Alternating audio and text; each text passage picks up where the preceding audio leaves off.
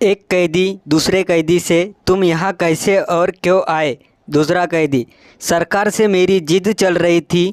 पहले कैदी ने हैरान होकर पूछा, क्या मतलब? दूसरे ने इत्मीनान से जवाब दिया और कहा, मैं सरकार की तरह नोट बनाता था। पत्नी मस्ती के मूड में पति से बोली, मैंने सुना है कि स्वर्ग में पति पत्नी को साथ में रहने नहीं देते। पति, अरे पगली, तभी तो उसे स्वर्ग कहते हैं। एक खान साहब को खाने के बाद उंगलियां चाटने की बहुत आदत थी। एक बार एक दावत में खाने के बाद उन्होंने उंगलियां चाटनी शुरू कर दी। बाजू वाले साहब ने भी अपना हाथ आगे करके कहा, जरा इसे भी साफ कर दीजिए।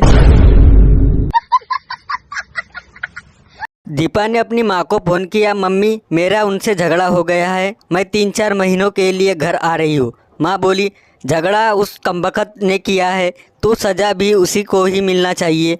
तू वही रुक, मैं 5-6 महीने के लिए आ रही हूँ। घोचू पड़ोसी से, अंकल मैं एक लड़की से प्यार करता हूँ, कुछ समझ नहीं आ रहा है, क्या करूँ? अंकल, तो उसके बाप को काफ़ी पिलाने ले जा और शादी की बात कर। गोचू, अंकल चलिए काफ़ी पीते हैं।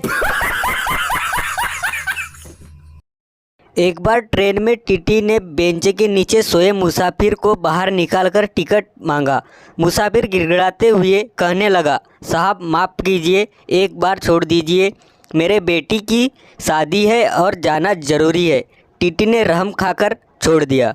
इतने में ही उसकी नज़र दूसरी बेंच के नीचे छुपे नौजवान पर पड़ी। टीटी ने उसको बाहर निकालकर पूछा, क्यों मियाँ, क्या तुम्हारी भी बेटी की शादी है? नौजवान ने शर्माते हुए जवाब दिया, जी नहीं, मैं इनका होने वाला दामाद हूँ।